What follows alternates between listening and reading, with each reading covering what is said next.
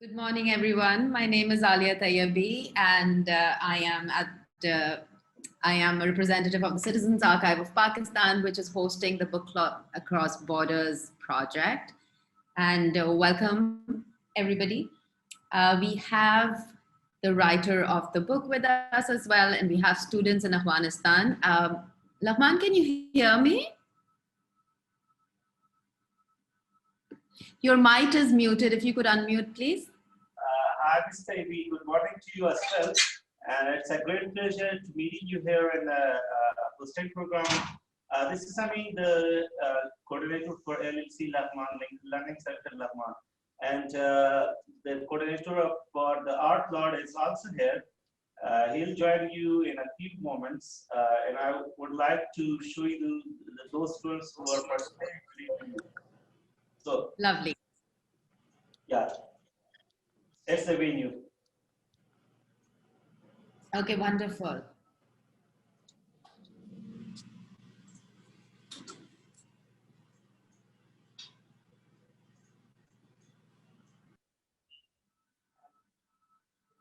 I'm just waiting for Larkana to join in. They're just having some technical problem with their audio.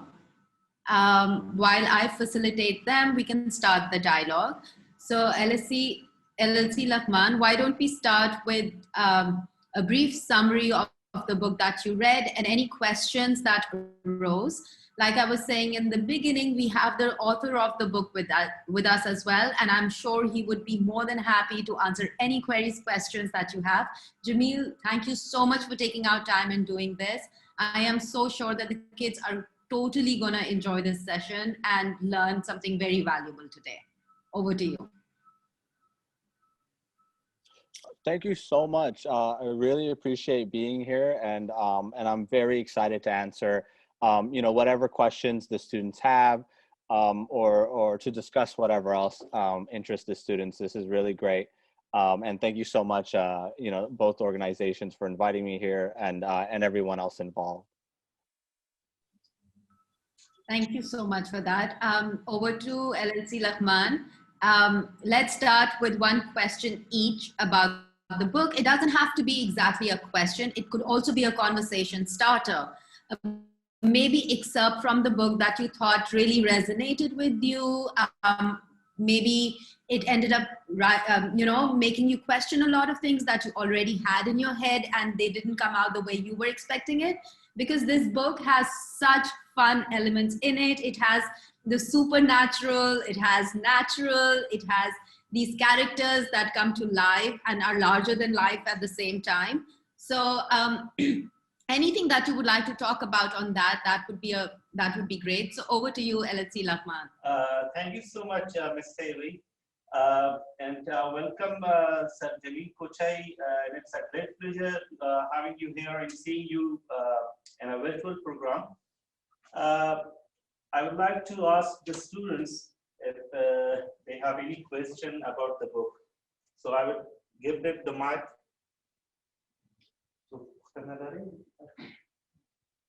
No.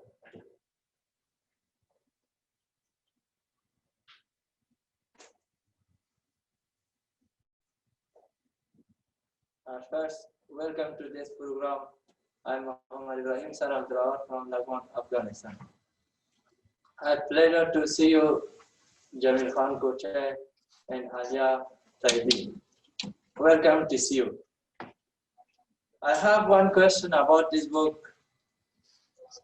Why did you write this book? What's the aim of this book? What's the reason? The reason of this book that you write? Thank you. Assalamu alaikum, everyone. It's an incredible pleasure and an honor to be here. Thank you so much for your question as well. It's a really great question. I grew up here in California in America, but I was born in Peshawar, Pakistan, and I came to the States when I was about 1 year old. I grew up my whole life sort of being told stories about Afghanistan, being told stories about my father's village in Logar and my mother's childhood in Logar. And we would also visit from time to time. So when I was 6 years old, we went to Logar, Afghanistan for the first time. And then again, when I was 12 years old, in 2005, we went to Logar, Afghanistan again. I spent about 4 months there. And, you know, I really loved the village. I really loved Afghanistan. I really loved the people, the Afghan people. I really loved, you know, when I was there in Logar, I felt more loved, and I felt more friendship, and I felt more, you know, companionship from my cousins and my family members and the other villagers there that I met in Logar. That it really just stayed in my heart. It lingered in my heart for a long time, and these memories stayed with me. And so as I got older, you know, and I began writing at the university here in California, the only thing that I really wanted to write about were these memories that I had of Logar and of my father's stories and of my mother's stories. And really that was really the main reason I think I began writing this book, was because I wanted to explore these memories again, because I wanted to be there in those times again, you know, with my cousins and my friends on the, you know, on the roads of the village, swimming in the streams, climbing the trees, and sort of experiencing that again. And so, you know, for me, it almost wasn't a choice. I felt like I had to write these stories down.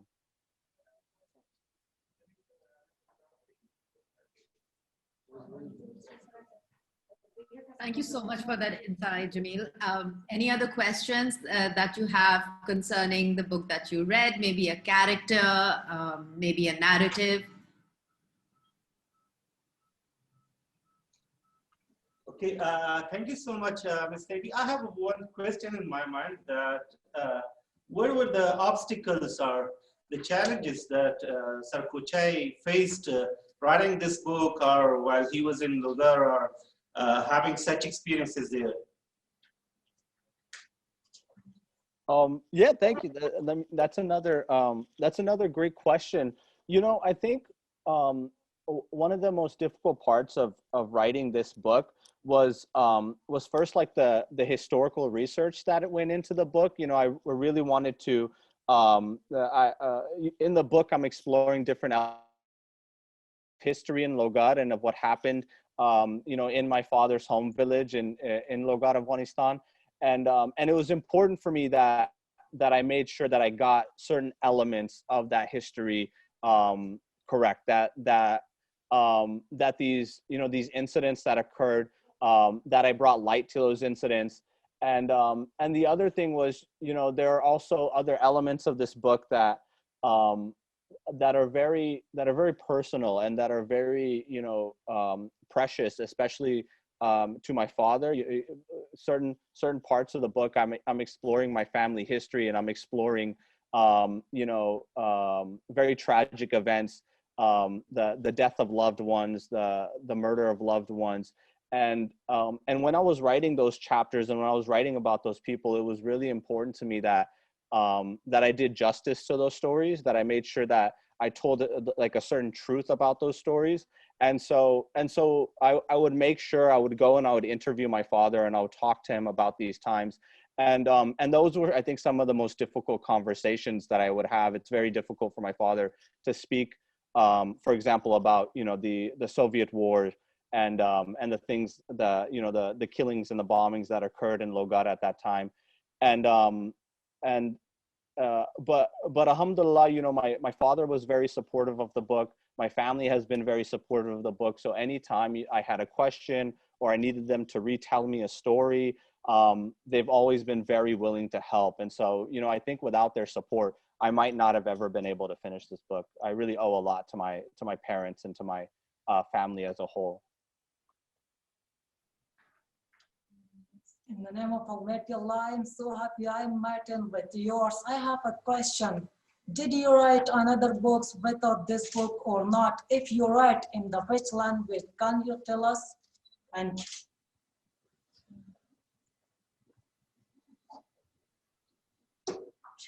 Yeah. Did you get the question? Yeah. Would you mind?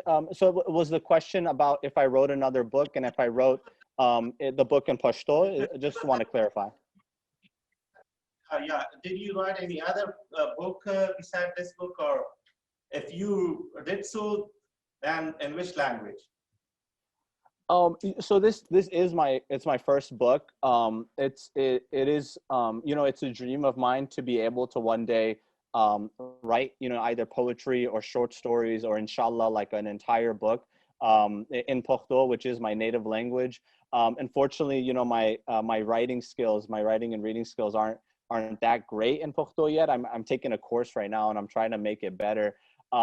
But nonetheless, that is a dream of mine, and I am hoping to incorporate elements of my my first language, my native language, into my work. Towards the end of the book, one of the chapters is written entirely in Pashto, and that chapter, I had help with that chapter from my father. He's the one who actually told that story.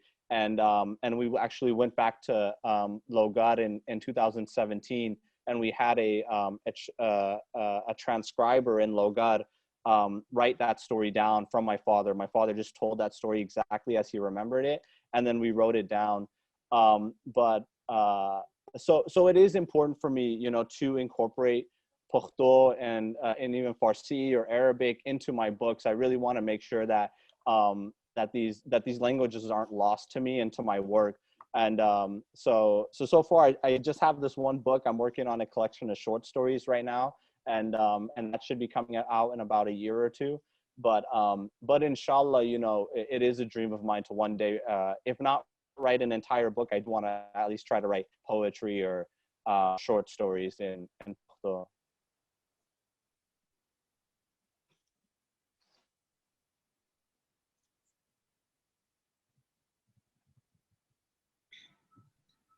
So do we have any other questions from Laghman? Do you have any question? No. Let's give the chance to someone else as well. Yeah, you can come back. You don't have it? About the book. Very well about the book. Yeah. Jamil, you speak Pashto fluently, yes? I speak Pashto, Dari, and as our native language is Pashto here, and they can speak Dari, and even me can speak Urdu as well. I don't know about the others because I was born in Pakistan. I got my education there, and I spent most of my life there in Pakistan. I have a question. I studied your book. Where did you use the Pashto words like Partuk, Khamis, and another words? Where did you use this word? You mean the combination of Pashto with English book? Yeah. Okay. Yeah, that's a great question, and it really gets at I think the heart of the voice of the novel. In America, for the longest time, like I grew up from when I was an infant up until I was about 6 years old. I only spoke Pashto at home. Like I didn't know any English at all. I ended up learning English reading and writing when I was like almost 7 years old. And so in my household, it's always been a mixture of Pashto and English and Farsi. My father, he speaks exclusively Pashto. He's a very proud Pashtun man. My mother often, she spoke in Farsi. My mother's entire family, they all speak in Farsi. And so, in my house, it was always a mixture of different language. We would be speaking in a conversation, one person would be speaking in Pashto, another person would be speaking in English, another person would be speaking in Farsi, and then we would, all do our duas in Arabic, so it was always a mixture of languages. And I really wanted to capture that in my book as well. I wanted it to be a really, I wanted it to be authentic and sort of true to the voice to the voices and to the, to the stories that I experienced in my own household. or even, you know, in other households, with my friends and my Afghan relatives. And so that's why, you know, that's why I ended up incorporating those elements of Pashto and Farsi and Arabic or whatever else, just because I wanted it to be true to the voice that I grew up sort of speaking and hearing.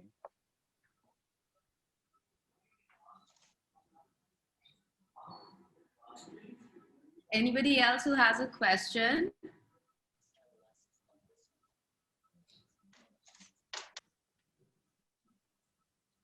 Okay, I have a question, Jamil.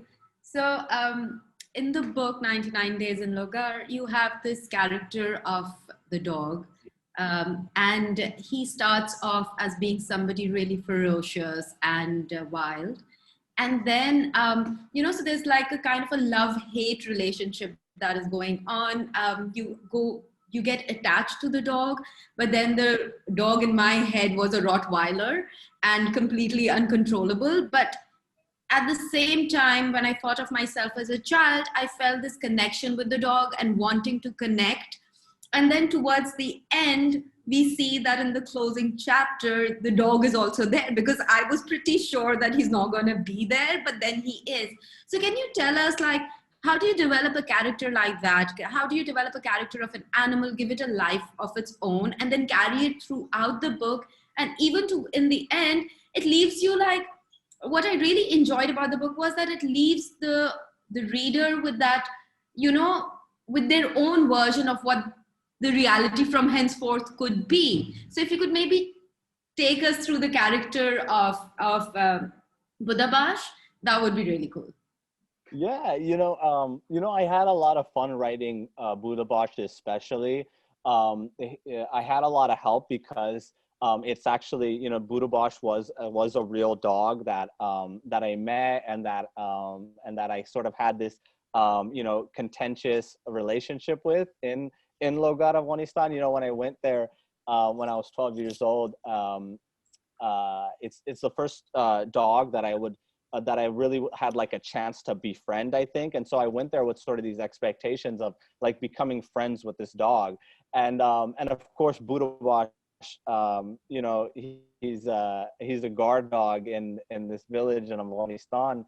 And so he wasn't having any part of it. As soon as I tried to reach out and become friends with Budabash, he immediately snapped at me and barked at me and would not let me come anywhere near him.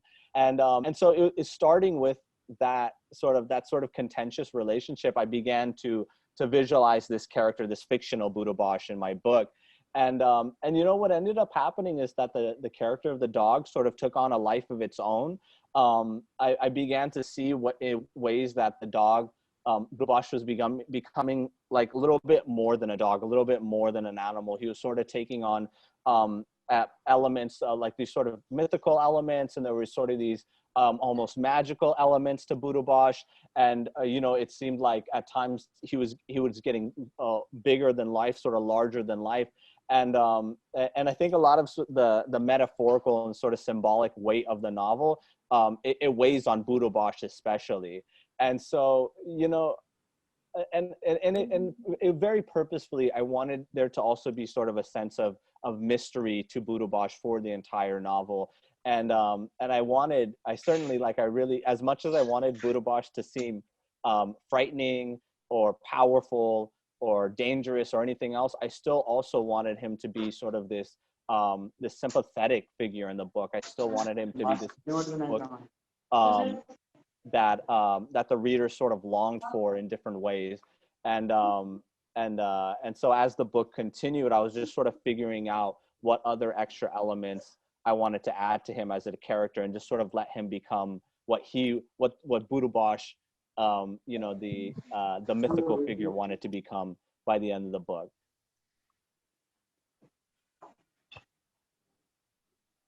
Thank you so much for that, Jamil. That kind of is something that I was visualizing as I kept on going on. And I kept on thinking that if I were writing a book and I wanted to introduce an animal, most probably it would have been either a horse or a dog. And I could see that as a child, when you first see the dog, you absolutely want to be their best friend and like pick on your energy of how desperately you want them to be your friend. And then a lot of animals especially pick up on our anxiety or our extra energy, and it takes them time to become friends with us. But then children are impatient by nature. So I thought that you covered really beautifully in the book. I completely agree that there were so many parts in the book where a lot of things that were of a mythical nature were actually being led by Buddha Bash. So that really kind of, gelled in really well with all of the other characters in the book. So with that, I just like to bring to notice that we have Larkana on board as well. So I just would like Larkana to start their video and their audio so we could have a quick, meet and greet, and then we can take it from there. So if Avesab, you could unmute your mic, and if you could start your video, that would be lovely.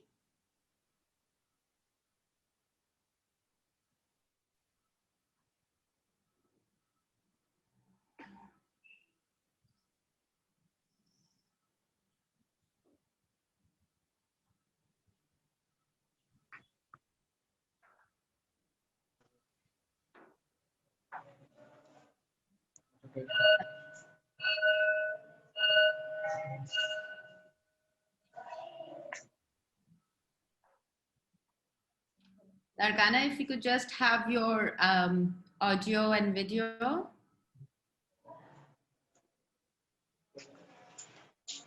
While Larkana is trying to overcome their technical issues, maybe we should go back to Laghman and get a few more interesting conversation starters from there. Like I said, we have Jamil Kochai with us, who wrote the book. So this is a great opportunity for us to get to speak to him, pick on his mind, and learn from them on how to tell our stories the way we want them to be told.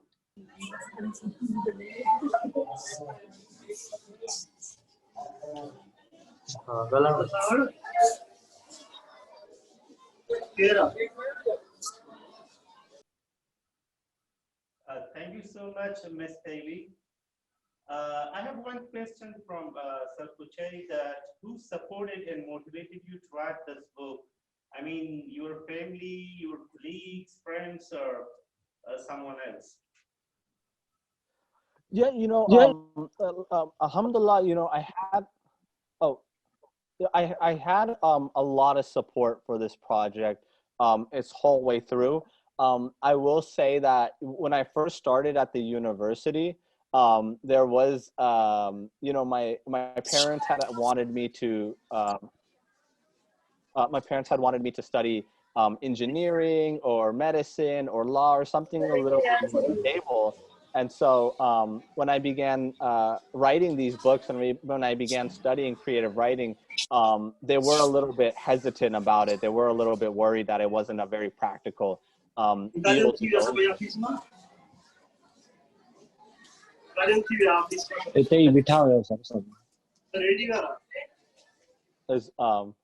Okay.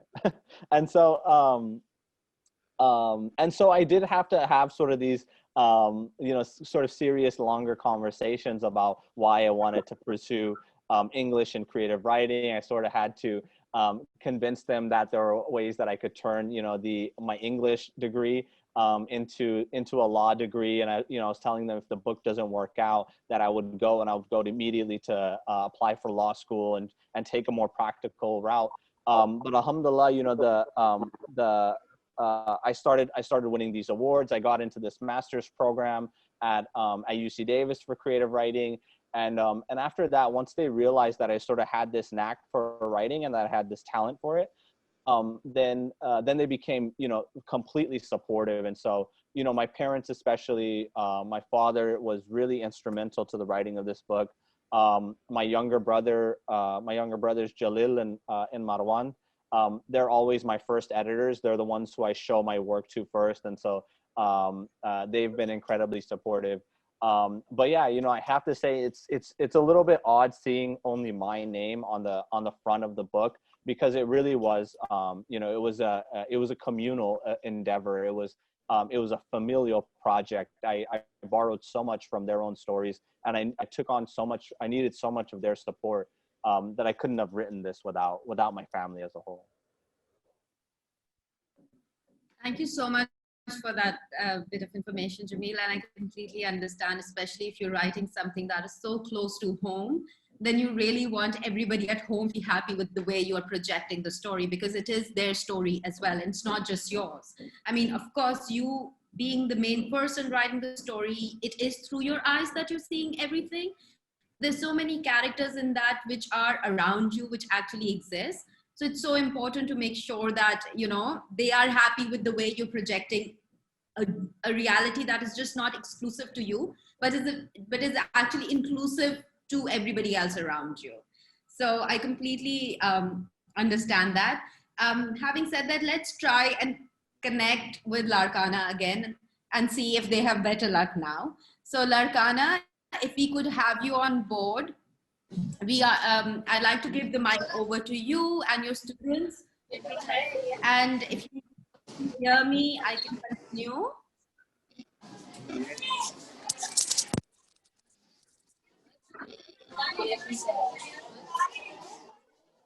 Hello, Assalamu alaikum. Assalamu alaikum. Mr. Malik, if you could maybe put your speaker on and we could like address the children, that would be really effective. Yes, thank you. Can you connect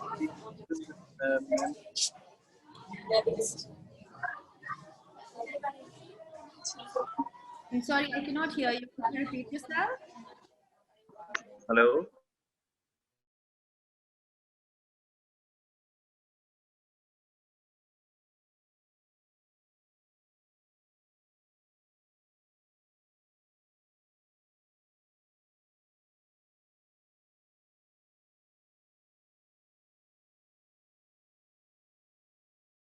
And they are ready to listen from you all. Okay. Okay, ma'am. I think from Global Science College and from Galaxy students are ready to listen all this session. So I think it should be connect because after that they will listen their teachers also for their classes. So we have taken only 20 to 30 minutes from their registration. That's okay. Can we? Yes. If maybe we could put the speaker on, all the rest of the kids could also listen. Yes, yes.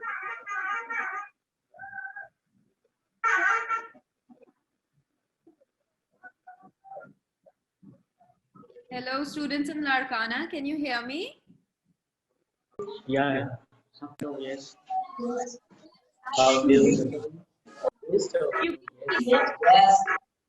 Okay. So, Mr. Malik, maybe switch off your audio, then I can connect to global. Okay. Little problem of language. So you can give session, but they will understand. I think 40 to 50% only. That's not a problem. Okay, thank you. Okay. Okay. If I could just move over to Larkana now.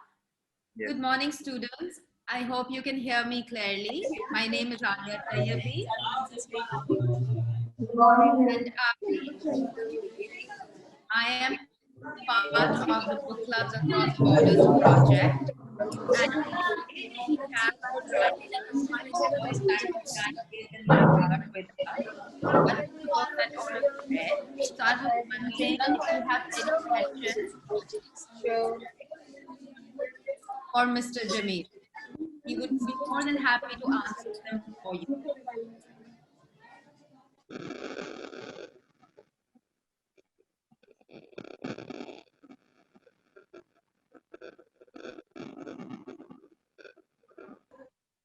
Hello, can you guys hear me? Yes, Yes. Yes. Yes, ma'am. Okay, so do you have any opinion on the book? Did you read the book? Could you tell us what you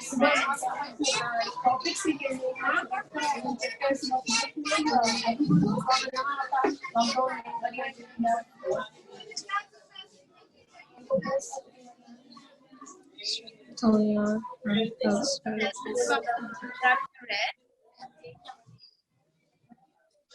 book that you read? Yes, ma'am. We are from Galaxy Math High School, Larkana. I question you. Yes. Your question from you.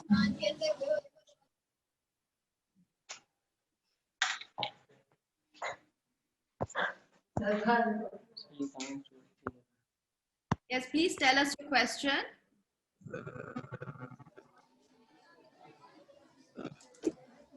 No, ma'am. We don't have any question. You don't have any questions. Did you read the book? Yes, ma'am. It was quite good. Okay. What did you like about the book? The story was literally good, and it was written on the basis of especially Afghanistan and all that somehow or another, and the story, the suspense especially, and the rhythm you had taken it. Okay. And who was your favorite character in the book? Marwan. Marwan was my favorite character. Okay. So do you know we have Jamil Kochai with us who wrote the book? Do you want to speak to him Yeah, and talk about please. the book with him? Yeah, doesn't matter. All right. Jamil, if you could maybe have. So Jamil, I'm giving back over to you, and you can have a conversation. Maybe you can discuss the character of Marwan. Yes. Okay. Yeah. Yeah, I can talk a little bit about Marwan. So Marwan, you know, he was a character that, in a lot of ways, there were autobiographical elements to his character. You know, I'd also gone to Afghanistan when I was 12 years old. Like the character Marwan, you know, you know, I'm of Afghan heritage, but I grew up in the United States, and so there were all these elements where this character was essentially based on my own experiences. What then became sort of you know, the more creative element of writing Marwan was sort of figuring out the ways that this character was different from myself, and sort of figuring out the ways that this character would react differently to these events. And you know, the novel itself, it begins with this memory that I had of this incident where our guard dog Burubash actually did escape from our compound in Logar, and myself and all of my cousins and uncles, we went out chasing after it. But at a certain point in the journey, we just sort of stopped along the way, and we didn't continue. And so this lingering thought had always sort of stayed in my mind of, you know, what would have happened if we'd continued on that journey. And it was really from that sort of, you know, that sort of an imaginative beginning that the rest of the novel sort of came out of that. And so then the challenge became of figuring out, you know, these deeper elements of Marwan as a character, these sorts of things that that I might not have even expected from him. And so, yeah, you know, I think, you know, I've heard from other writers that that a lot of characters can be based on, you know, elements of our own selves, but then sort of the challenge becomes, you know, how do we extend that further? How do we turn, you know, elements of our own personalities or of our own histories and memories into new characters? Yeah.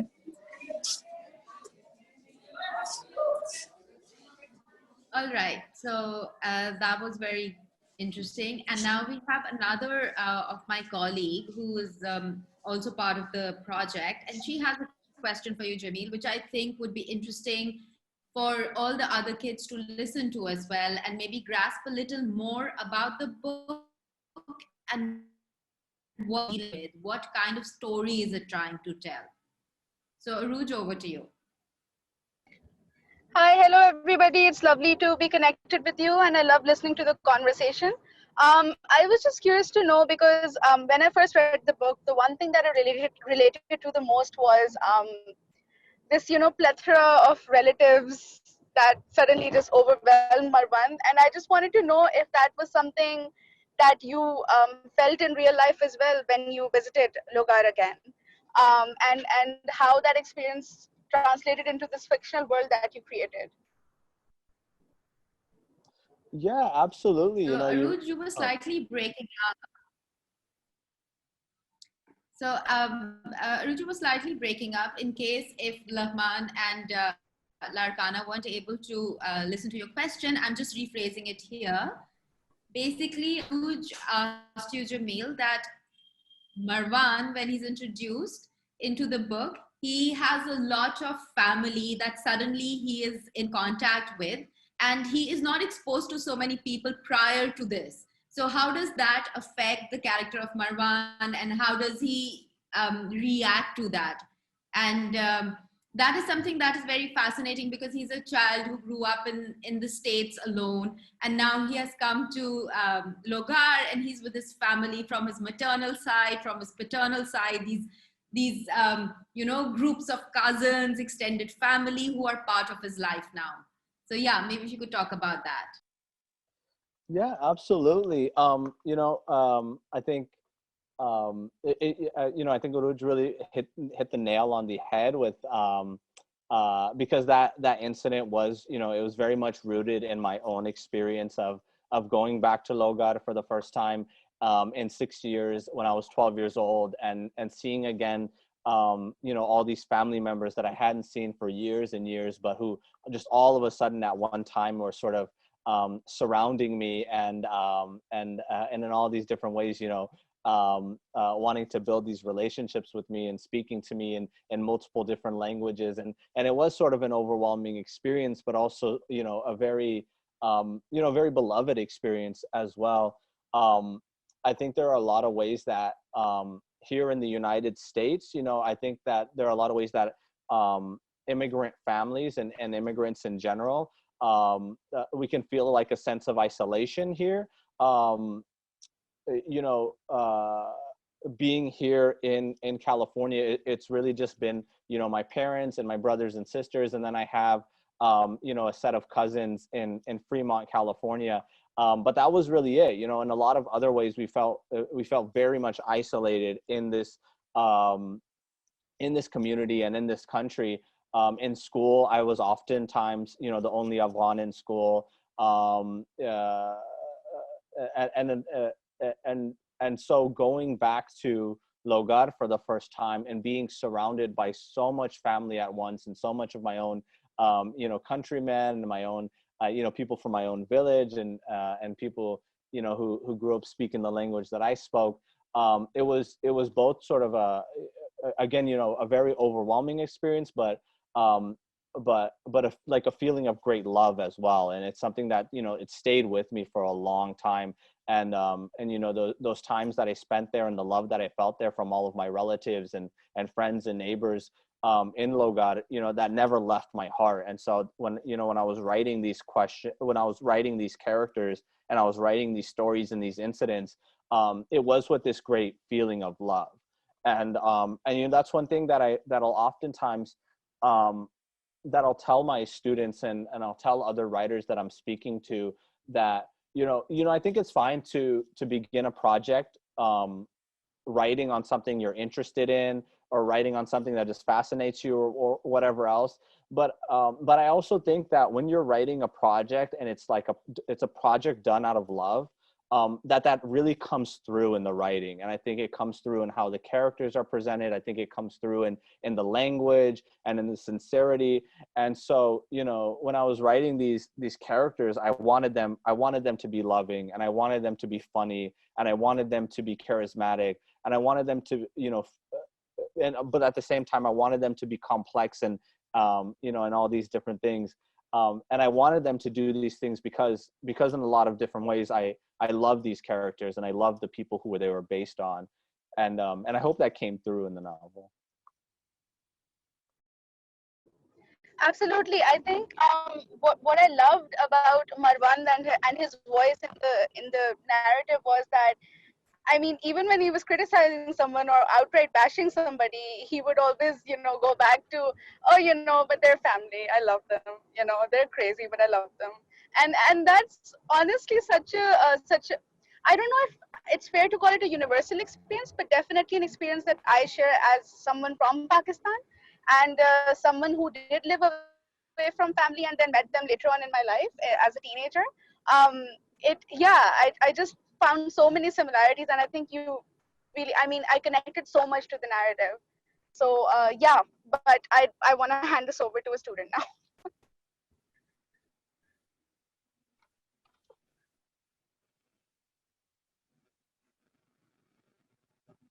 Assalamu alaikum, Jamil Saab. How are you? I'm good. Thank you so much. And wa alaikum assalam. Thank you very much, dear. I have a question also. What kind of difficulties you have faced while writing this book? Sorry, and just to clarify, you're asking about the difficulties that I faced while writing the book? Yes. Oh, you know, the thing about, like, so when I began writing and I began studying writing, it was within the form of the short story, right? And so I was writing these stories that were about 10 pages long, and I would submit them to my teacher, or I would submit them to my fellow students, and so it was sort of like a simpler process of writing these stories and trying to get them down, and then revising them with my teachers or with other students. But with the novel, because, you know, it's such a longer project, there's so much more time that goes into the novel. There's so much more work to be done. There's so many different characters to navigate, and so many different plot lines and threads, that at times, you know, it could be overwhelming. You know, just the amount of time that it takes to write the novel itself. You know, I began this novel in 2015, and I didn't really finish like the final draft of it until 2018. And so that's 3 years of my life that had gone by between writing the first page of this book and getting to the final draft. And in that time, you know, I had transformed as a person. I had changed as a person. I had changed as a writer. My writing style had changed. My conception of, you know, of what makes a good story had changed. And so as I'm changing as a writer, I'm also, you know, I'm still working on this project that had its roots, you know, in all these, like, these years and years ago. You know, it has these roots in this past when I was this different person. And so that was also difficult to navigate, because I would, you know, I felt like in a lot of ways, like the last couple chapters is, you know, there's this sort of, there's this different momentum to these last chapters. There's a different voice to it than in the first, you know, in the first couple of chapters. And that's partly because, you know, the character developed, and that's partly because the story developed, but it was also because I, as a writer and as a person, was also developing throughout the process of this novel. And so, so I would say the most difficult part was just sort of coming to terms and like taking all these different elements and sort of bringing them together into one singular project that made this logical sense going out. I would say, you know, when I was writing these short stories, it was 10 pages. And when I would do revision, I would just start from page 1 and read to page 10, and then try to figure out what needed to change. But with the novel, because it was almost 300 pages, I had to completely rethink and reimagine how I was handling revision and changes and editing and cutting and all these different things. And so there was this process of just discovering what the novel needed from me. Thank you very much, dear. It means it's a long journey, and you face many challenges to do all these things. So again, congratulations. And have you written any other book, or only this book?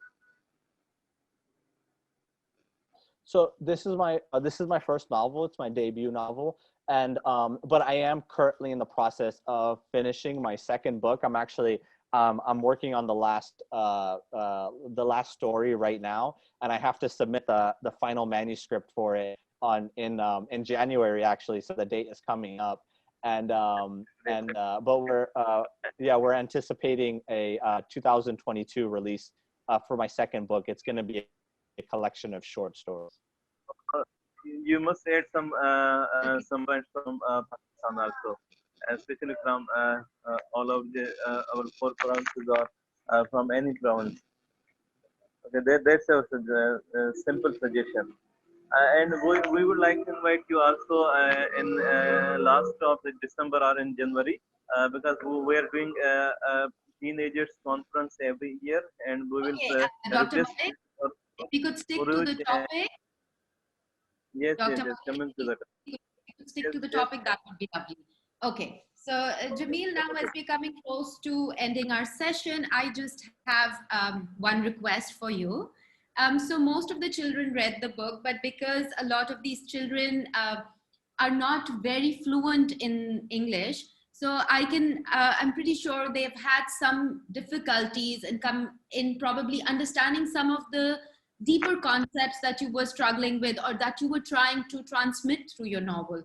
So I was thinking that before we wrap up, if you could maybe give us a summary of what the book is all about and what is the message behind it. I think that would really be beneficial for the students. Yeah, absolutely.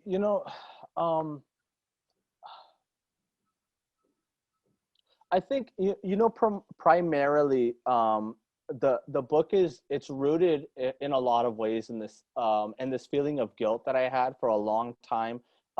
As a child and growing up, as an Afghan in America, and even now going on to now, when I was young, and the American military, first invaded Afghanistan. I had this deep sense of guilt. Like I had sort of this feeling that I was sort of being, a little bit like torn between, the country that I lived in and in which I was a citizen, and the country that I was from, and this sense that these two different parts of who I was, or of what I knew, were sort of at war with each other. And going to Logar for the first time, and going to Afghanistan when I was 6, and then 12, and then again when I was 19 years old, I was sort of, I was always overwhelmed by this sort of conflicting feeling of the beauty of Afghanistan, and the feeling of love that I felt there in the country and my village, but also of the sort of the lingering ghost of the war. As much as I loved Logar and I loved the villages, and I had this incredible time, swimming in the streams and spending time with my cousins. There was also still the sense of that there was this prolonged war going on, and that there was still this violence going on, and on to this day. And so what was really important for me with this project and with this book was depicting the ways that that warfare, and that this occupation, and that the different forms of violence that were occurring in Afghanistan were affecting these different these children and these lives and these childhood and these families and these really beautiful and loving villages and families and people. And I really wanted that to come through in a way that felt natural, and that felt, that didn't feel like that I was like, that I was trying to force this political message onto the reader, but I wanted them to experience a child being loved, but then still being sort of warped or changed by the circumstances of war.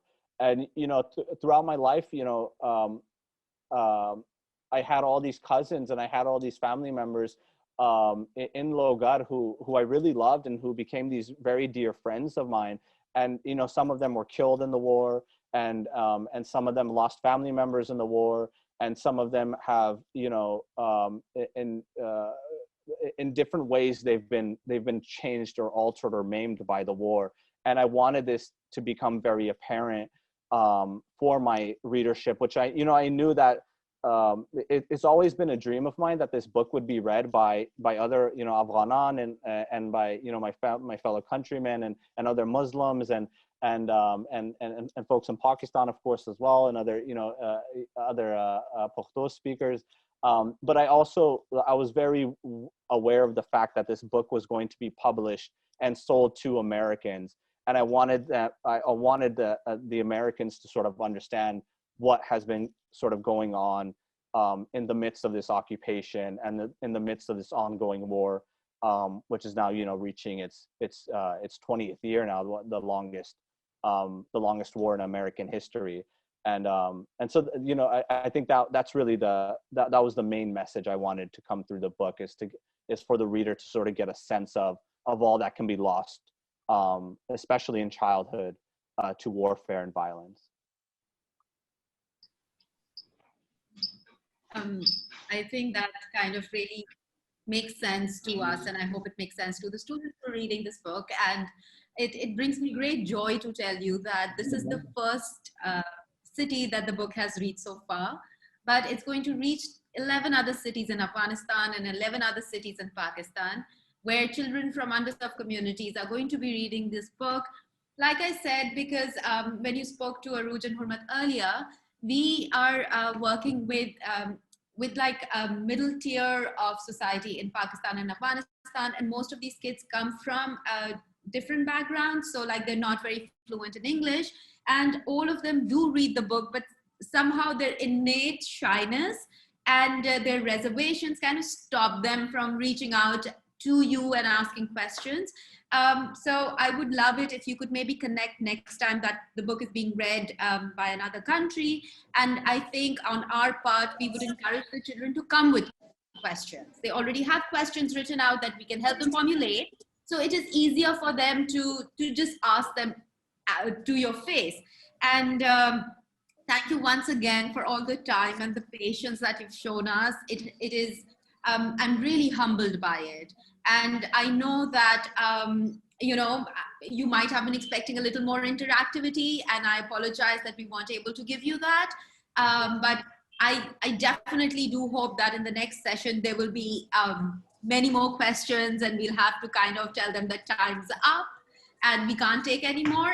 And it's a constant up and down. And like I said, this is the first session between both cities. So there are a few, there are a few glitches that we will overcome as we move forward into the project. And once again, thank you so much for taking our time and discussing this book. I, as a person sitting in Karachi, cannot emphasize enough as to why this book should be read. Because for me, the most beautiful thing that came out in this book was the childhood that is the birthright of every child to experience. The wilderness around them, the relatives, the joy that their natural geography gives them. The exploration of the mountains, the valleys, the rivers, the streams, that is every child's birthright in their given country of birth. And unfortunately, war and other disasters take that right away from them. So I truly believe that your book is reminiscent to a lot of us who have experienced a childhood which was not so troubled. So yes, definitely I want all kids to read this book and engage with it on a personal level. Now, before I end the session, I was wondering if Laghman would have a question maybe that they would like to address to you. Sir Jamila, I have a question. Yeah, please go ahead. Sir, what inspired the most while writing this book? I'm sorry, could you repeat that? What inspired the most what? Yeah. What inspired you the most while writing this book? What inspired you? Yeah. Oh, yeah, I got you. Thank you so much. Yeah, that's a great question. Um, I think largely it was really these memories that I had of Logod of Afghanistan and of of my family members and of my home village in Logod in 2005 when I visited when I was 12 years old. Those memories sort of stayed with me for many years of my life. Um, Even after I returned to the States, they really lingered with me, and I would find myself, in class or driving to school or just at home, and all of a sudden, my I would start daydreaming, and I would be back in Logata again, and I would see the trees, and I would see the streams and the fields, and I would see my family members, and I would be talking to my cousins, and so it was just these memories. They wouldn't leave me, and it felt like I needed to get them down on paper somehow. And so in the beginning it started with these little sketches and these little short these I wouldn't even call them stories, but they were just these little short memories that I was writing down.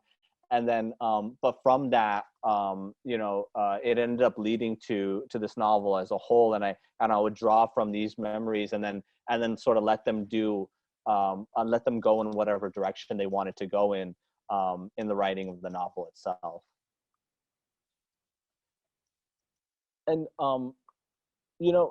before because I see it's almost 10:30 here, but I just wanted to say, before we all wrap up, and if anyone else had any questions, I'll definitely be willing to hear it out.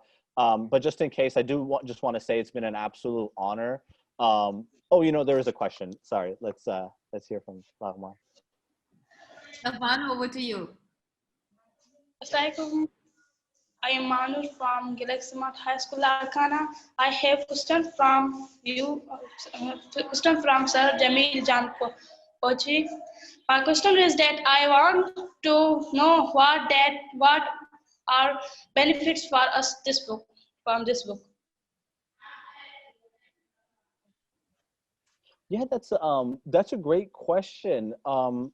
In terms of benefits, it's really important for me that any of my readers, no matter what their age or what their background or where they're coming from, but I really wanted them to just be able to enjoy this book. Like, it was really important for me that this book was funny, that this book was a joyous experience, that it felt like an adventure while reading this book, because I wanted those elements to sort of be as important as the deeper messages of the book about war and history and violence or whatever else. So I wanted the experience of the reading of this book to both be a joyous experience, but also sort of but also an occasion to be able to reflect upon the ways that violence or war can alter a childhood,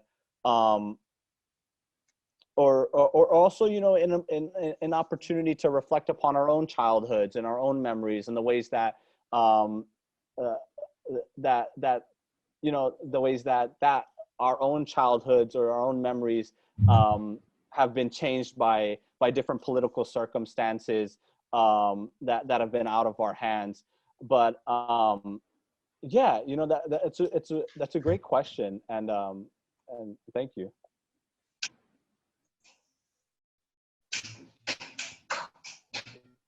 Right. So we take one last question from Laghman, then we wrap up because we are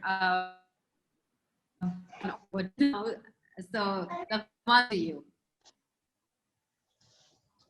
Yeah, you can go ahead with a question. Yeah. Hello, everybody, and I am very happy to have a chance to meet with the author of the book. And my question is, as the book is a combination of the pure culture of Afghanistan, and it's a combination of tragic moments which is still going on here, war, the pure culture of Afghanistan. What was the reaction?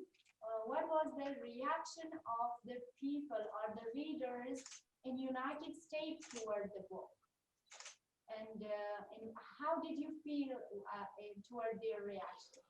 You know, that's a great question. I think largely, you know, there were a lot of positive reactions to the book. I think a lot of people, when they were reading the book, they felt like, you know, they'd learned new things about Logar, that they learned new things about the history of these incidents that occurred in Logar, Afghanistan.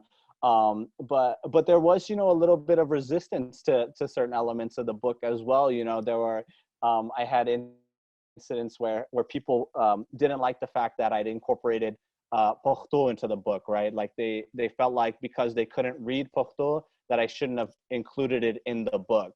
And there were incidents where you know, people thought I was being unfair to,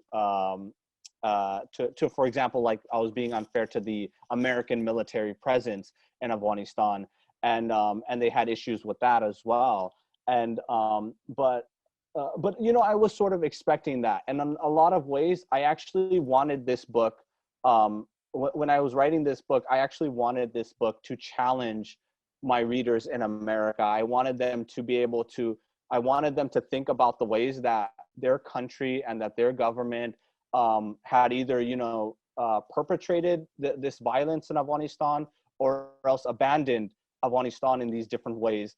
And you know, that they started this occupation, and they committed all this violence in the country, and then you know, in a lot of ways they just left it on its own. And I wanted my American audience, I wanted my American readership to think about the ways that, you know, they as citizens of America and the American government itself is still responsible for the violence that is occurring in Afghanistan.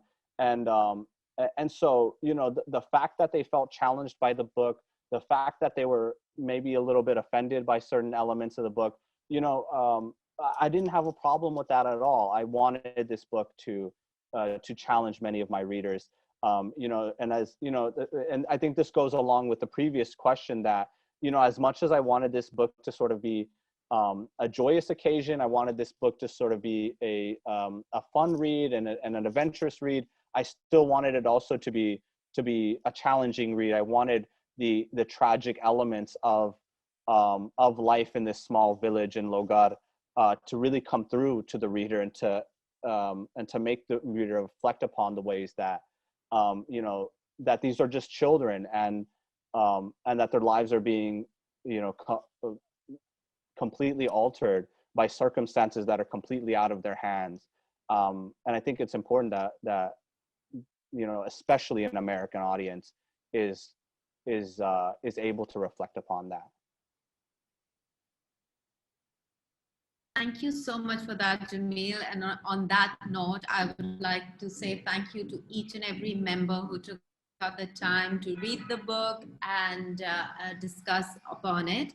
I would highly encourage all of you to maybe spread the word to your friends, your colleagues, your relatives, to maybe have a read at the book and discuss amongst yourselves, because I truly believe that only by reading literature of our region by our people will we be able to better understand it and hopefully learn from it and become better. Because like I always say, one of my favorite Sufi you know, sayings is that this too shall pass. And I feel that as people, we are just living in very turbulent times, and inshallah, like the great Sufi saint said, this too shall pass.